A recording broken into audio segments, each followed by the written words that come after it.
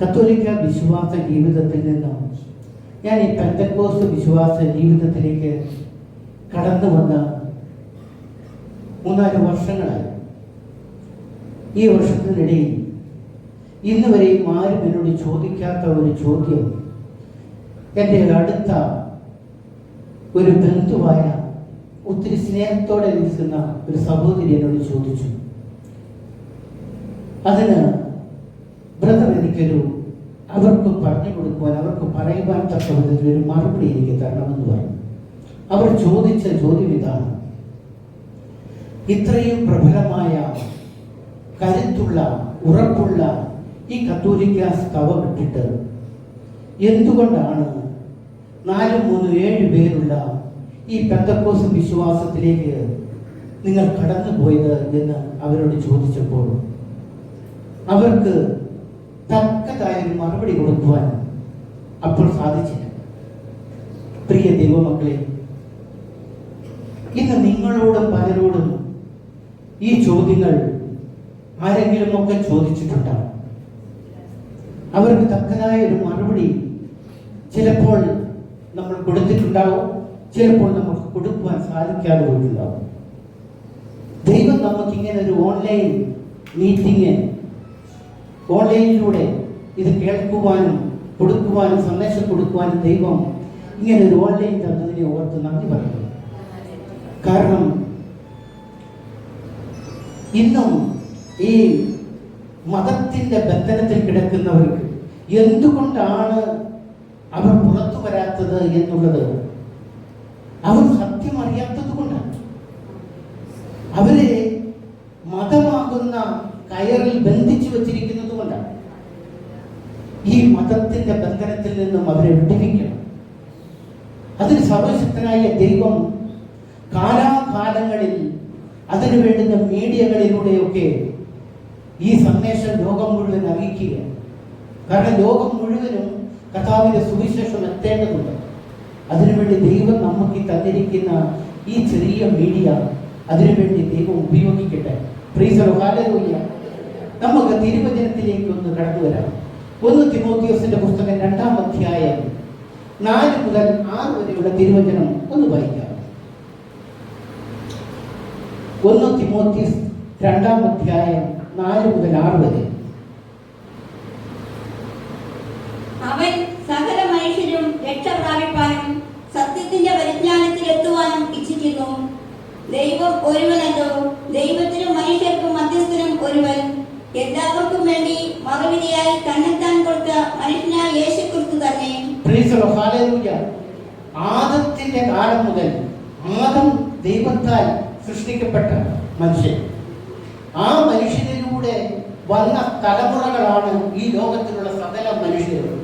എന്നാൽ ആദം പാപം ചെയ്തത് മുഖാന്തരം ആ രക്ഷയിൽ നിന്നും വീണുപോയി.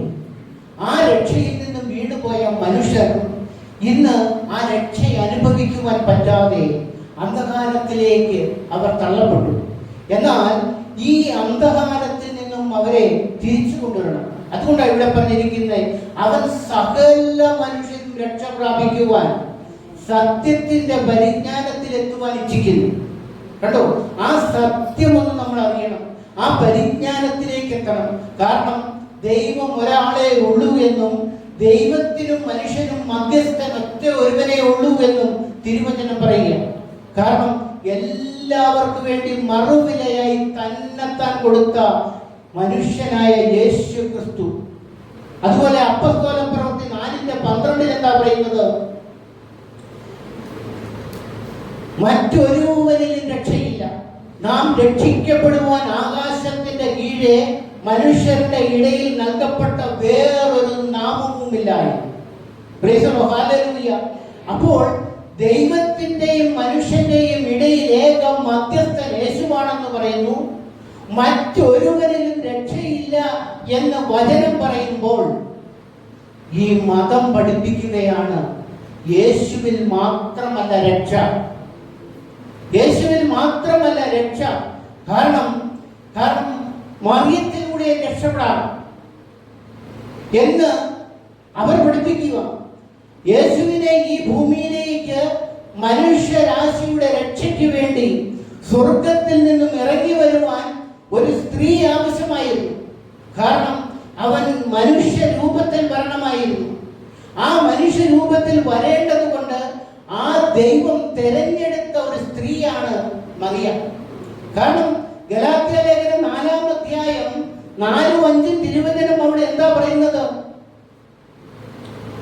എന്നാൽ കാലസമ്പൂർണ്ണം വന്നപ്പോൾ ദൈവം തന്റെ പുത്രനെ സ്ത്രീയിൽ നിന്ന് ജനിപ്പിച്ചവനായി ന്യായപ്രമാണത്തിന് കീഴിൽ ജനിപ്പിച്ചതായി നിയോഗിച്ചു. അവൻ ന്യായപ്രമാണത്തിന് കീഴിലുള്ളവരെ വിലയ്ക്ക് വാങ്ങിയിട്ട് നാം പുത്രത്വം പ്രാപിക്കേണ്ടതിന് തന്നെ. കണ്ടോ? അപ്പം ഈ ഒരു സ്ത്രീ മറിയയായിരുന്നു. അവൾ ഭാഗ്യവതി എന്നാണ് അവിടെ തിരുവചനം ഓർമ്മപ്പെടുത്തുന്നത്. ലൂക്കാസ് സുവിശേഷം നമ്മൾ വായിക്കുമ്പോൾ നമുക്ക് അവിടെ കാണാൻ പറ്റുന്നുണ്ട്. ലൂക്കാസ് സുവിശേഷം 1-ാം അധ്യായത്തിന്റെ 41-42 തിരുവചന ഭാഗം വായിക്കുമ്പോൾ നമുക്ക് അവിടെ കാണാൻ പറ്റുന്നു. ഒന്ന് വായിക്കാം. മറിയയുടെ വന്ദനം.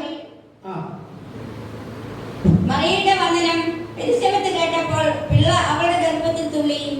എലിസബത്ത് പരിശുദ്ധാത്മാവ് നിറഞ്ഞവളായി ഉച്ചത്തിൽ വിളിച്ചു പറഞ്ഞത്. കണ്ടോ? എലിസബത്ത് പരിശുദ്ധാത്മാവിന്റെ ശക്തി അവിടെ മേൽ നിറഞ്ഞപ്പോൾ അവൾ ഉച്ചത്തിൽ വിളിച്ചു പറയുക. എന്താ? സ്ത്രീകളിൽ നീ അനുഗ്രഹിക്കപ്പെട്ടവൾ, സ്ത്രീകളിൽ നീ അനുഗ്രഹിക്കപ്പെട്ടവൾ, നിന്റെ ഗർഭഫലവും അനുഗ്രഹിക്കപ്പെട്ടത്. എന്റെ കർത്താവിന്റെ മാതാവ് എന്റെ അടുക്കൽ വരുന്ന മാനം എനിക്ക് എവിടെ നിന്നുണ്ടായി? അതൊന്നുകൂടെ വായിച്ചേ. സ്ത്രീകളിൽ നീ എന്റെ കർത്താവിന്റെ മാതാവ് എന്റെ അടുക്കൽ വരുന്ന മാനം എനിക്ക് എവിടെ നിന്നുണ്ടായി? അല്ലോ, എന്റെ കർത്താവിന്റെ മാതാവ് എന്ന് പറഞ്ഞാൽ കർത്താവ് എന്ന് പറയുന്നത് ആരാ? കർത്താവ് എന്ന് പറയുന്നത് എന്റെ കർത്തൃത്വം ആരെ ഏൽപ്പിക്കുന്നുവോ ആ ആളാണ് കർത്താവ്. അപ്പം നമുക്കറിയാം, നമ്മുടെ സ്കൂളിലൊക്കെ നമ്മുടെ കുഞ്ഞുങ്ങളെ കൊണ്ട് ചേർക്കുമ്പോൾ ആ സ്കൂളിൽ കൊണ്ട് ചേർക്കുമ്പോൾ മാതാപിതാക്കളുടെ പേരല്ല അവിടെ ചോദിക്കുന്നത്. ഇവരുടെ കർത്തൃത്വം ഏറ്റെടുക്കുന്നത് ആരാ? ഇവരുടെ കർത്തൃത്വം ഏറ്റെടുക്കുന്നത് ആരാണെന്നാ ചോദിക്കുന്നത്. അപ്പം ഈ കർത്തൃത്വം ഏൽപ്പിച്ചത് ഇവിടെ പറഞ്ഞിരിക്കുന്നു എന്റെ കർത്താവിന്റെ മാതാവ് എന്നാ പറഞ്ഞിരിക്കുന്നു. അപ്പൊ മറിയം അല്ലെങ്കിൽ എലിസബത്ത് കർത്തൃത്വം ആരേൽപ്പിച്ചു? യേശുവിനെ ഏൽപ്പിച്ചു കൊടുത്തത്. ആ കർത്തൃത്വം ഏൽപ്പിച്ച യേശു ആണ് നമ്മുടെ ഏകരക്ഷകൻ. അവനിലൂടെ മാത്രമേ പിതാവിന്റെ സന്നിധിയിലേക്ക് നമുക്ക് വഴിയുള്ളൂ. ഫിലിപ്പിയ ലേഖനം 2-ാം അധ്യായം 6 മുതൽ 11 വരെയുള്ള തിരുവചനം നമ്മൾ വായിക്കുമ്പോൾ നമുക്ക് അവിടെ എന്താ കാണാൻ പറ്റുന്നത്? ഒന്ന് വായിക്കാവോ? ക്രിസ്തുയേശുവിലുള്ള ഭാവം തന്നെ 6 മുതൽ വായിച്ചു. അവൻ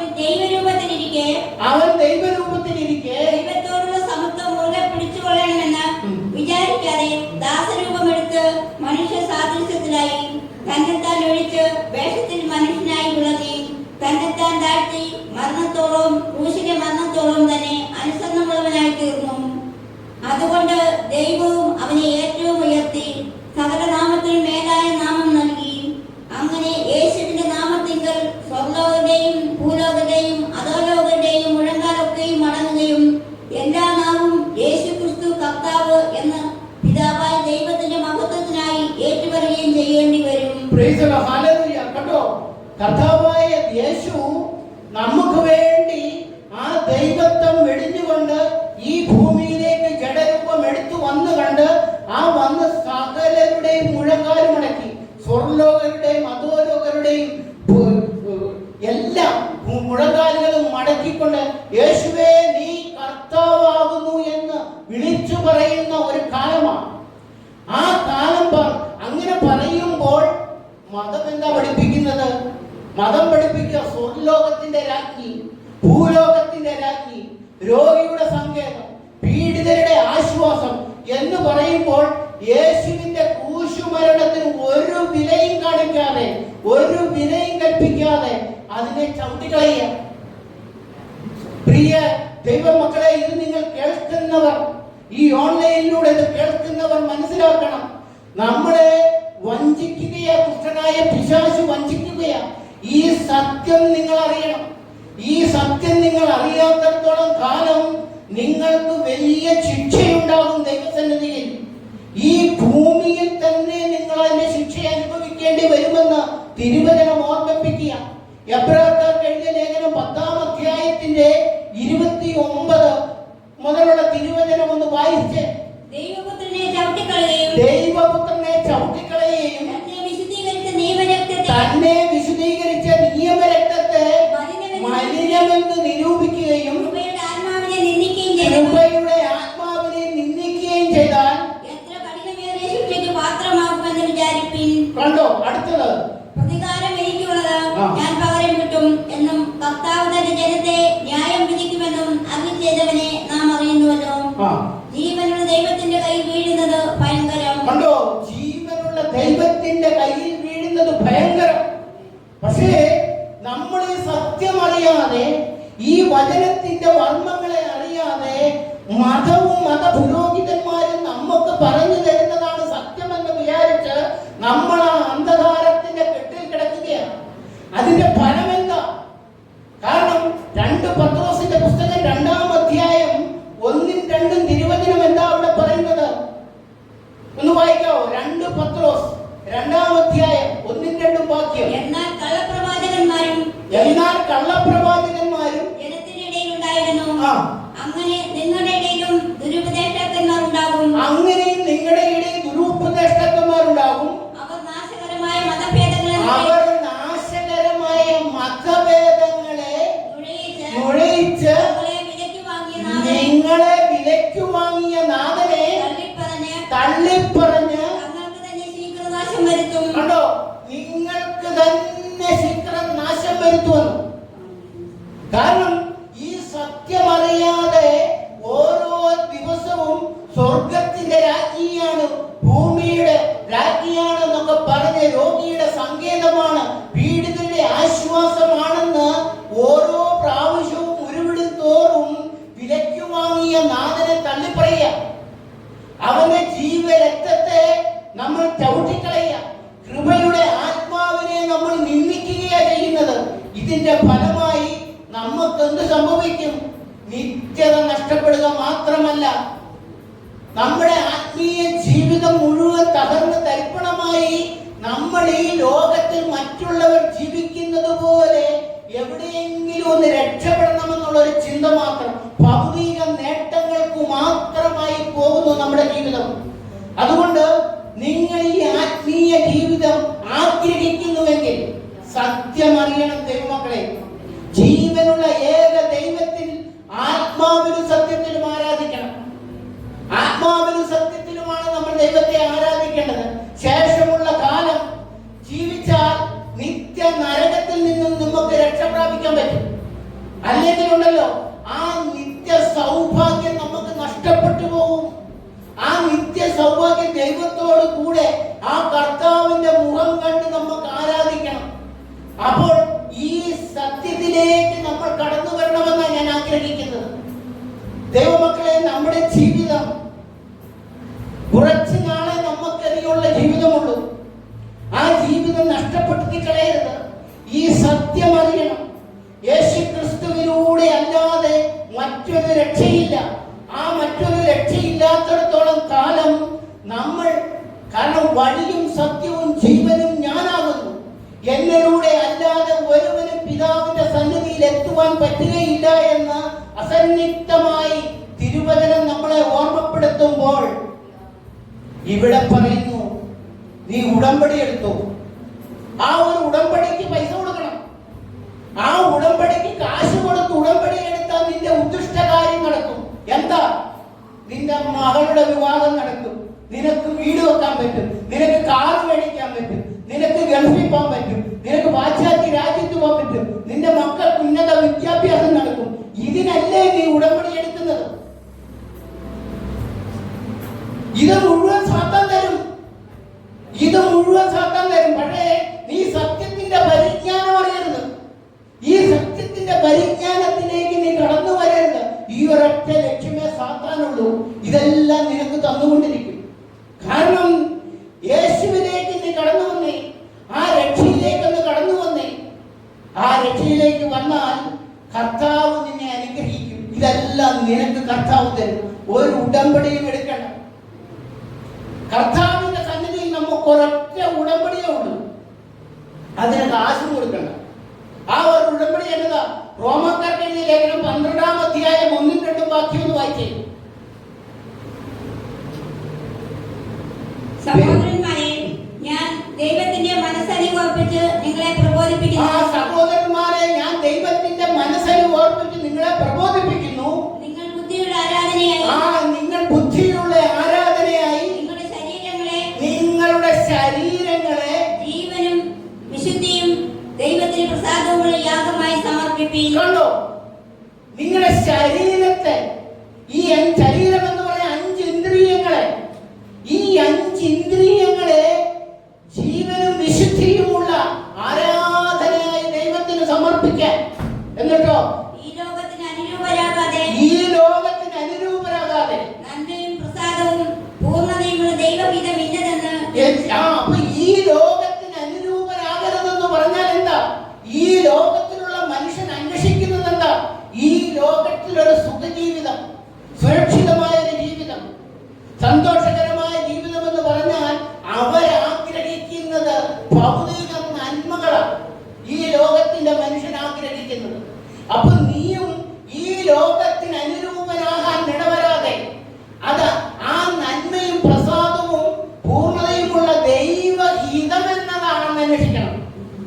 ദൈവത്തിന്റെ ഇഷ്ടം എന്താണെന്ന് നീ അന്വേഷിക്കണം. അത് നീ അന്വേഷിക്കുവാൻ തുടങ്ങിയാൽ എന്ത് കിട്ടും നിനക്ക്?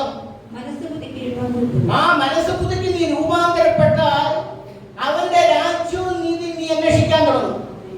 അവന്റെ രാജ്യവും നീതി അന്വേഷിച്ചാൽ ബാക്കിയെല്ലാം കൂട്ടിച്ചേർക്കപ്പെടുമെന്ന് തിരുവചനം പറയാ. അപ്പൊ നീ ഈ ഭൗതിക നന്മയ്ക്ക് വേണ്ടി ഈ ഉടമ്പടി എടുത്ത് കയ്യിലെ കാശ് കൊടുത്ത് ഉടമ്പടി വെച്ചുകൊണ്ട് ആ ഉടമ്പടിയിലൂടെ നീ മേടിക്കാൻ ആരാധിക്കുന്ന ആ ആരാധന ദൈവഹിതമല്ലെന്നറിയണം. തിരുവചനമാണ് ഞാൻ ഈ പറയുന്നത്. തിരുവചനമാ സഹോദരങ്ങളെ ഞാൻ നിങ്ങളോട് പറയുന്നത്. കാരണം ഈ സത്യം നിങ്ങൾ അറിയുക എന്നത്, അല്ലെങ്കിൽ ഈ സത്യം നിങ്ങളെ അറിയിക്കുക എന്നുള്ളത് എൻ്റെ ഒരു കടമയാണ്, എൻ്റെ ഉത്തരവാദിത്വമാണ്. എൻ്റെ മേൽ കിടക്കുന്ന ഈ ഒരു ഉത്തരവാദിത്വമാണ് ഈ സത്യം നിങ്ങളെ അറിയിക്കണം എന്നുള്ളത്. Price hallelujah. എസ്കേലിന്റെ പുസ്തകം 33-ാം അധ്യായം ഒന്ന് വായിക്കാവോ? 1 മുതൽ വേഗം. എസ്കേലിന്റെ പുസ്തകം 33-ാം അധ്യായം 1 മുതൽ. യഹോവയുടെ അരുളപ്പാട് എനിക്കുണ്ടായത്, മനുഷ്യപുത്ര, നീ നിന്റെ സ്വജാതിക്കാരോട് പ്രവചിച്ചു പറയേണ്ടത്, ഞാൻ ഒരു ദേശത്തിന്റെ നേരെ വാൾ വരുത്തുമ്പോൾ ആ ദേശത്തിലെ ജനം തങ്ങളുടെ കൂട്ടത്തിൽ നിന്ന് ഒരു പുരുഷനെ തെരഞ്ഞെടുത്തു കാവൽക്കാരനാക്കി വെച്ചാൽ ദേശത്തിന്റെ നേരെ വാൾ വരുന്നത് കണ്ടിട്ട് അവൻ കാഹളമൂതി ജനത്തെ ഓർമ്മപ്പെടുത്തുമ്പോൾ. അവിടെ നിന്ന് അപ്പൊ ഇവിടെ പറയുകയാണ്, ഒരു ദേശത്തിന്റെ മേൽ ഒരു വാളയക്കുക. ആ വാളയക്കുമ്പോൾ ആ വാള് വരുന്നുണ്ട് എന്ന് പറയുവാൻ ഒരു കാവൽക്കാരനെ വെച്ചേക്കുക. അപ്പൊ ദേശത്തിന് നേരെ വാൾ വരുന്നത് കാണുമ്പോൾ ഈ കാവൽക്കാരൻ കാഹളമുദ്ര വായിച്ചേ.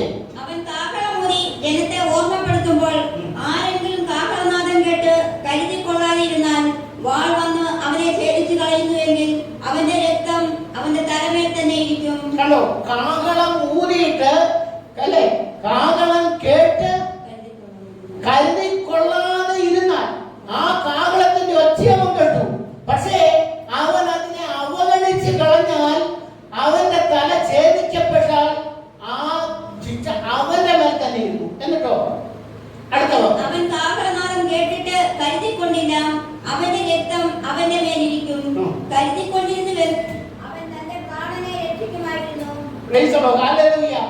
ആ കാഹളനാദം കേട്ടവൻ അനുസരിച്ചിരുന്നുവെങ്കിൽ, ആ കാഹളം കേട്ടവൻ അനുസരിച്ചിരുന്നുവെങ്കിൽ അവന് ശിക്ഷ വരികയിലാണ്. അടുത്തത് വായിച്ചു.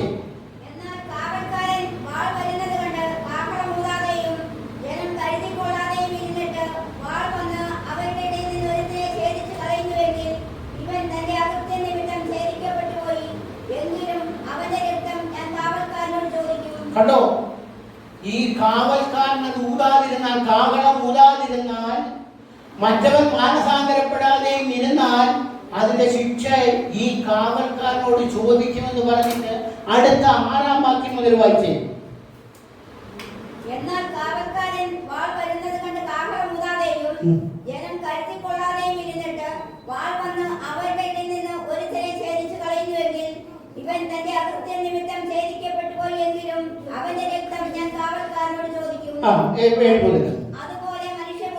അതുപോലെ മനുഷ്യപുത്ര ഞാൻ നിന്നെ ഇസ്രായേൽ ഗ്രഹത്തിന് കാവൽക്കാരനാക്കി വെച്ചിരിക്കുന്നു. നീ എന്റെ വായിൽ നിന്ന് വചനം കേട്ട് എന്റെ നാമത്തിൽ അവരെ ഓർമ്മപ്പെടുത്തണം. Praise the Lord, hallelujah. അതുകൊണ്ട് മനുഷ്യപുത്ര, ഞാൻ നിന്നെ പുതിയ നിയമ ഉടമ്പടിയുടെ പ്രകാരം പുതിയ നിയമ ദൈവ മക്കൾക്ക് കൊടുക്കേണ്ട സന്ദേശം ഞാനിത് നിന്നെ ഏൽപ്പിക്കുക. Praise the Lord, hallelujah. ആ ഏൽപ്പിക്കുന്ന ദൗത്യമാണ് ദൈവമക്കളെ ഞാൻ ഇവിടെ പറയുന്നത്. എന്നിട്ട് അടുത്തത് എന്താ പറയുന്നത്?